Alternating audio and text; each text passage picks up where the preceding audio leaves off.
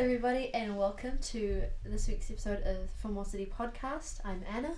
I'm Jacob. I'm Shayden.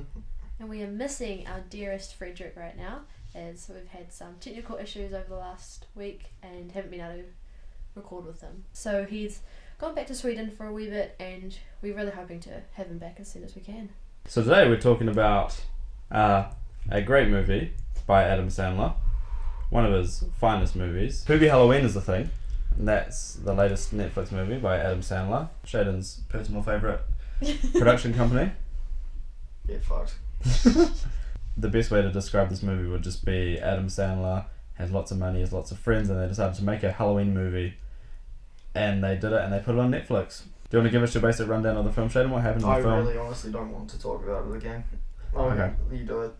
Anna, how to describe the film? So it's a classic Sandler film with a Halloween twist and the usual cast, the grown-ups team, and he also had a bunch of Disney stars in because Cameron Boyce was meant to appear in it. Cameron played Adam's son in the grown-up series, and he passed away last year, sadly, and the Oscars forgot him, but that's fine. The film itself is a tribute to him. It's dedicated to him at the very end, and Adam thought it would be a good idea to get a bunch of his Disney co-stars and friends involved in the film, and I think it's really sweet. That makes more sense. Noah Schnapp, is that his name? Yeah.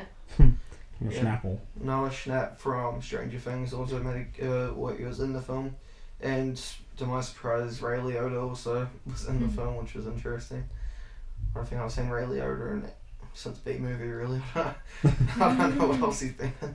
If you don't like Sandler's other films, then you are not going to like this. So, I mean, you've already probably watched it if you're listening to our review, but it's, just the same old shit, basically. It's just got a Halloween cover over the top of it.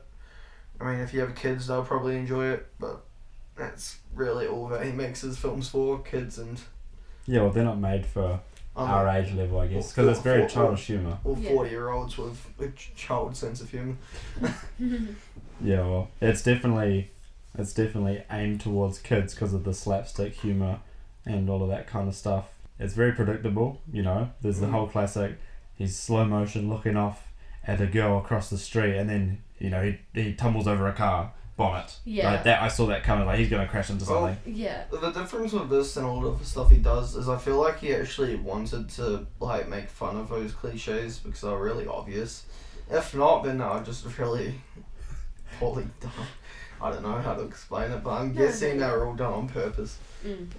As kind of like a piss take, but yeah, I don't know. There's a lot of weird humour. I mean, it keeps switching a lot of the time. I mean, you had Shaq O'Neal as a female radio presenter voice, and that threw me off. That was weird, but I mean, yeah, it was. I'm gonna say it's fine because I didn't like it, but yeah. If you don't mind that kind of shit and you're just looking for maybe background music or and if you don't mind Kevin Smith's mullet, oh gosh, I hate mullets. Disgusting. I despise them. Like, I definitely enjoyed it more than I thought I would.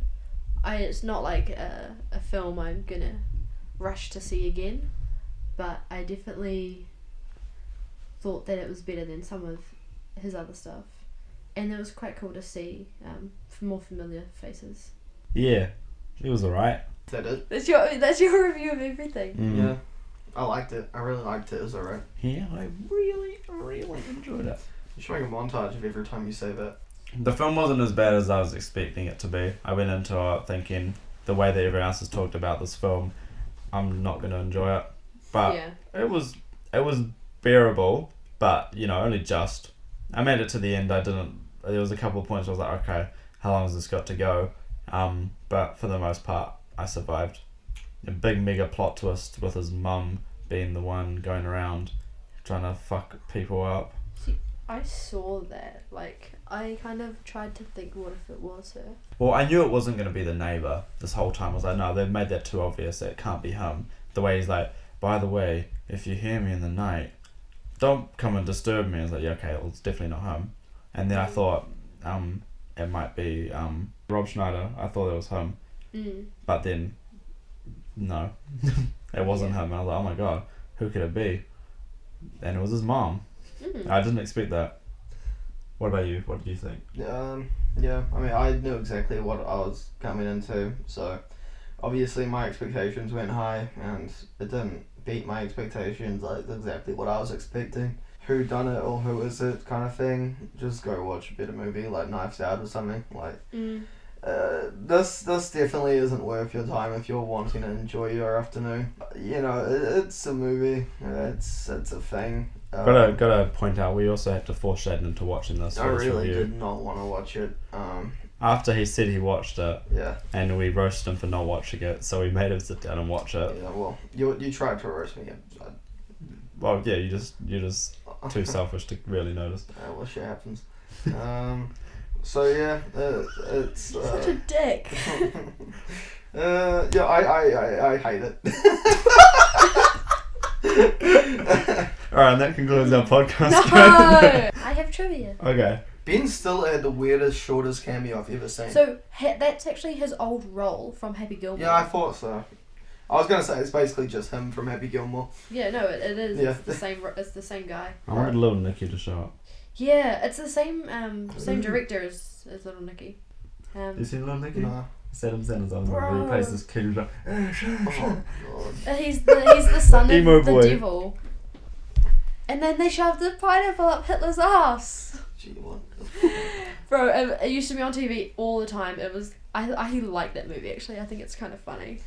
yeah, it's on TV too. Yeah, I bet I could probably go back and watch it nowadays though and be like, oh, that's really poorly, this and that. What the fuck? It's a 2000 movie. Oh, that It's kid. literally from. See, the thing that I'm most disappointed at, if anything, is after watching Uncut Gems, I was really hoping Adam Sandler's career was about to go in a complete different direction. And I was super down for it. Uncut Gems is one of my favourite films. It's gripping and Sandler's amazing in it. Which, it's disappointing. So it shows that he can act, and it also shows that he can pick out good projects and shit. So I feel like this was a massive step back in terms of where he could have gone, taking on that more serious kind of role. Almost, I was kind of hoping it was going to have that whole, like, career redefinement the same way Robert Pattinson had it, where he was in, Twilight, and then he decided, I want to be more serious shit. And that's how it kind of felt. Obviously, a lot different circumstances, but I guess at the end of the day, it's just Adam Sandler. He likes to put on a voice and be weird and have fun, I guess, is the main thing for him on set. So It's a money grab. Yeah. I wouldn't call it a money grab. I mean, it's just another one to add to the catalogue, really. I mean, you look back at all of his films over the last decade, 20 years, I mean, they're all pretty much exactly the same. I think the only one I actually enjoy out of all of his films is probably Happy Gilmore. I think that's just an all-time classic, really. It's disappointing for sure, but yeah, I guess it is what it is. This is the fourth film which Steve Buscemi, who I love, portrays a werewolf. The other three films being the Hotel Transylvania series. There are three of those Hotel Transylvania. Yes, there is. I haven't seen any of them. They're not anything special.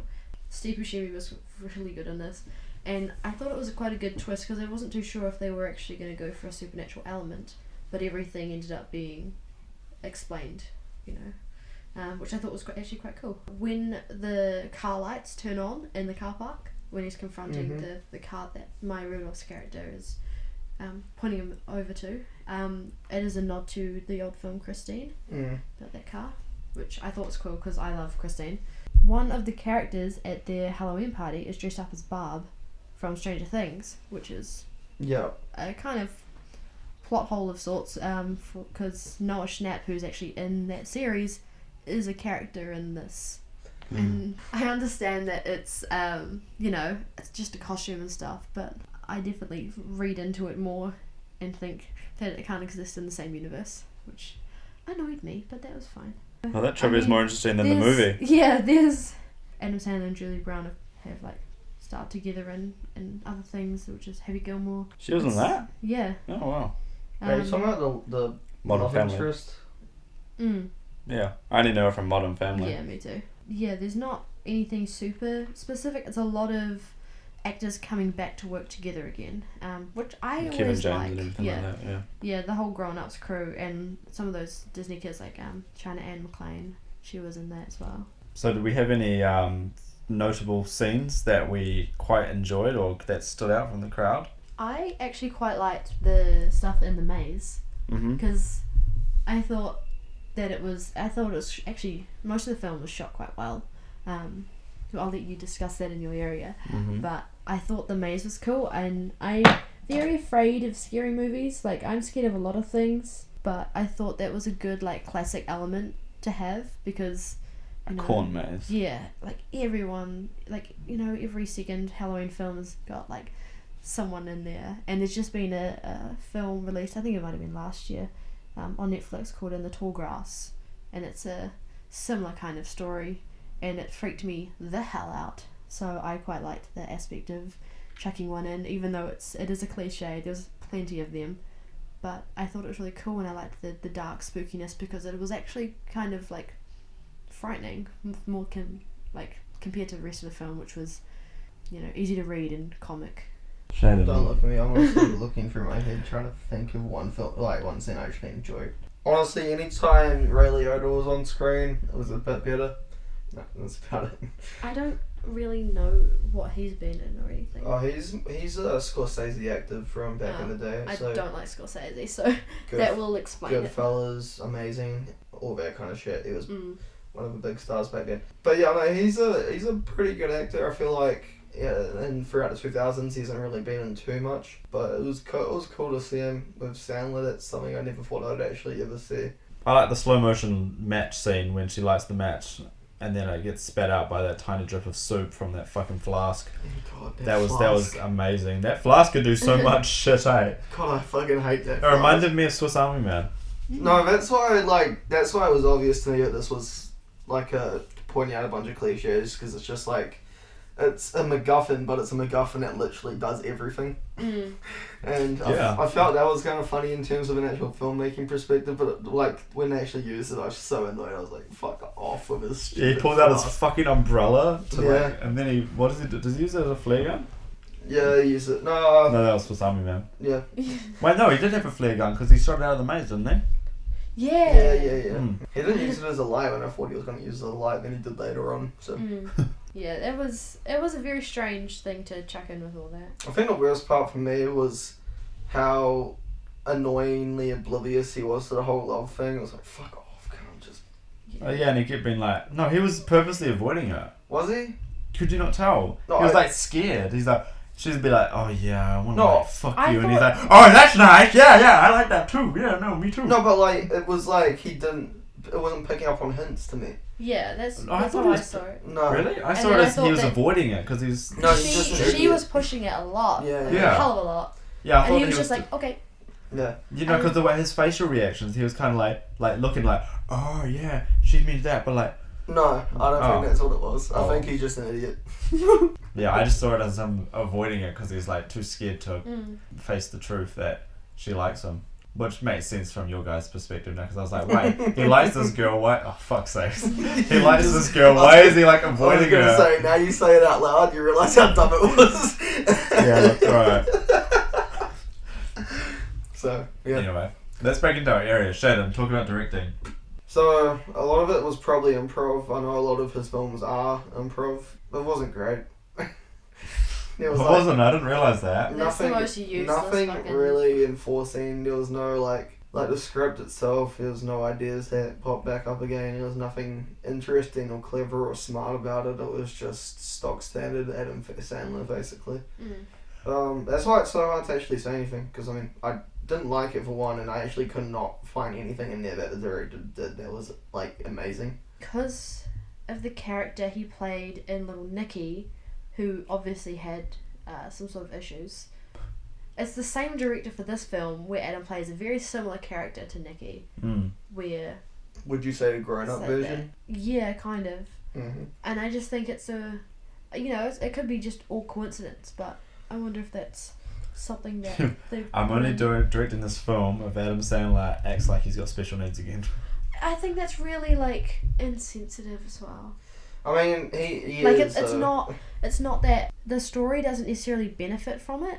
Yeah. Nor does it have a message, so I don't know why it needs to be like that. It's supposed to be funny. Yeah, but we didn't find it funny. No, I found it insensitive, but I reckon if they were gonna put in something like that where the character struggled to read all these signs and do all this stuff, you could just make it that he's actually just stupid, like rather than having to. Well, that's their idea of making him look stupid by putting on this funny voice. I think the scary movie films do a better job at Adam Sandler than Adam Sandler does. I mean, although they're pretty trash movies, I actually tend to enjoy their stupid comedy, and it's not... Both movies are good. It's not insensitive. So, yeah, I feel like, honestly, Adam Sandler's kind of outdone his welcome doing these films. I mean, obviously we know Sandler can act due to Uncut Gems, and I reckon that there were a lot of people who were thinking, why doesn't he continue on this path? But if he enjoys making those sort of films, then, like, you know, who are we to say that sort of stuff? I mean, you know. Yeah, and I don't doubt that, you know, there was so much success in Uncut Gems, even though it was snubbed. Because what? Oh, the Oscars. Yeah. Was that a Happy Madison film? Not what? I don't know. Like Uncut Gems? Yeah. No. See, that's the difference. They wouldn't have gone anywhere near that. That was all A24. Yeah, see, that's what I mean, right? Oh, I thought you were actually, like, asking if they just produced it. No. See, that's the difference between Adam Sandler and his production company getting behind a film versus Adam Sandler jumping into another film with a completely different group of people. You know? Oh, yeah, I know. I'm just saying. And the same with that other movie he did with Jennifer Aniston. That wasn't a Happy Madison film. That one wasn't half bad. You talking about that? It was entertaining. You talking about Bedtime Stories? No, this is a Netflix movie. I don't remember. Oh, you talking about that spy one? Yeah, the spy one. And he did that. Oh. Yeah. He's been in a few. That was a other Netflix films. movie. That wasn't too bad. That one. This was technically Netflix as well, though. True. So on writing, it was definitely a basic Sandler comedy.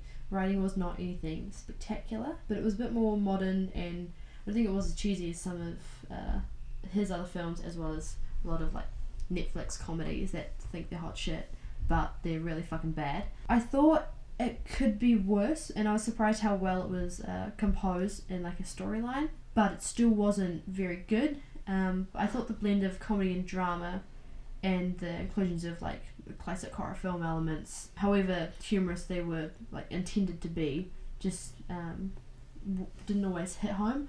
It definitely was fitting the way that Happy Madison met the kind of Netflix original feel of this movie. Well, from a cinematographer point of view, there was nothing really too fancy going on, honestly. Did you say we got me for saying there's nothing spectacular? No, because you were still repeating the same thing over and over again. There was no specific shots that stood out to me and was like, wow, that was a really amazing shot. There's some good lighting. I liked the lighting in the horror house with the flashing lights and everything and the different colours. That was really cool. That was probably my favourite scene as far as aesthetics go. And the lighting and the fogginess on the dock when he goes to meet his love interest to say I love you, but then he finds out as a murderer is at his mum's house. That was also very moody. Yeah, and the Radio Shack where Shaq O'Neal was recording also looked really freaking cool. Just in the middle of nowhere, this fancy ass radio station. That was really neat.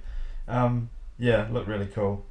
That's more set design than anything, but yeah, that's all I've got to say about that. Yeah, so I thought there were a few faults in the film. A few. The whole film was a fault. So there was a lot of issues with this film, but a few main faults were the overarching storyline mishaps and dry comedy, which could be, definitely interpreted as like slapstick genre, which the film was pitching for. A few other issues here and there, like I knew what I was getting myself into when I was starting to watch it, and it did get pretty tedious and boring and nonsensical at times, even given the classic like Sandler actors. It remained like well put, and it was a decent attempt at like a Halloween comedy, but I definitely don't think it's going to be strongly remembered for anything. It's not going to go down in time as one of the greatest Halloween movies of all time. No, probably definitely not. not. Anywhere near the list. Maybe just Shayden's list. Shut up, Jacob. Okay, so ratings, boys. Go on, Shayden. Go on. You're What is it? glowing. You just want to say it. So, I thought long and hard about my rating. I mean, it's definitely not a Teenage Mutants. What's it called? The New Mutants. The New Mutants. It's not the Ninja Turtle, brother. It's definitely not New Mutants. Like, it's a point higher than that. I'm giving this film a 2 out of 10 stupid flasks. And, yeah, that concludes everything I have to say. Stupid flasks. Fucking flasks. I'm gonna say flasks. Right. Flasks. I think this movie is better than a 2, but no better than a 6.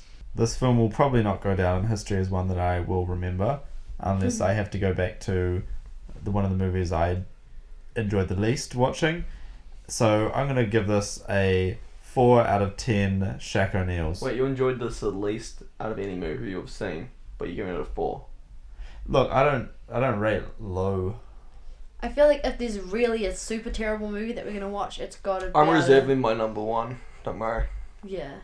Yeah, see, like, this wasn't the worst movie I've ever seen. It's definitely not the best. It's definitely in the lower tier. But I've seen worse, and I'll give worse. Definitely a piece of shit. It was pretty close. But anyway, yeah, that's me. I think it got that. I feel like this movie could have been a lot better if Adam Sandler's voice wasn't so annoying throughout their whole fucking story.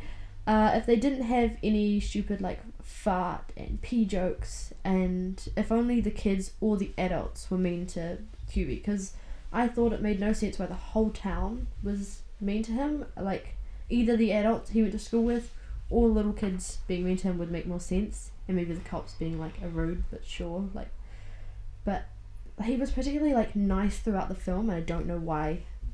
You know, I understand it was the gag of the film, but it just didn't make any sense to me. Because he's weird, he's different, Yeah, he's an different, outcast. which means he's easily bullied. But other than that, it was a kind of, you know, it's got a kind of good message at the end. I did laugh here and there, so I'll give it that. It's a nice movie for, like, kids, I guess, younger kids to watch on Halloween or something. I don't know, we don't really do Halloween here in New Zealand, it's more of an American thing. And I will be giving it 4 human sacrifices out of 10.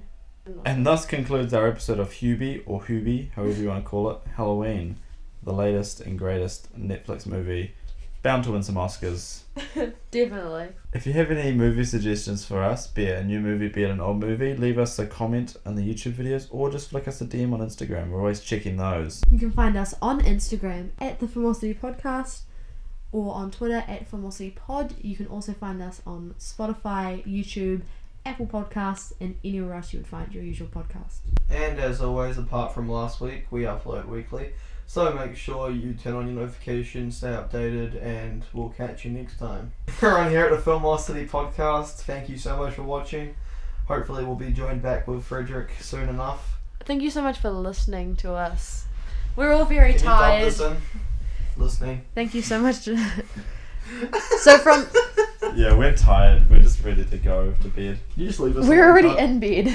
Guys, this is Uncut Gems. This is Uncut Sandless. Anyway, thank you guys so much for listening. I was going to say watching, but... It's an easy trap to fall into. It is. Thank you guys so much for listening to us this week. We're all very drained of energy, so yeah. I want to appreciate you guys I love you. tuning in and actually listening to us. We appreciate your support. But yeah, until the next time. Adios. Bye. Thank you for listening. Shayden, shut up. I can no longer find happiness Shut in the this fuck up. A24 film. Moo. You guys interrupted me at the end. Rawr.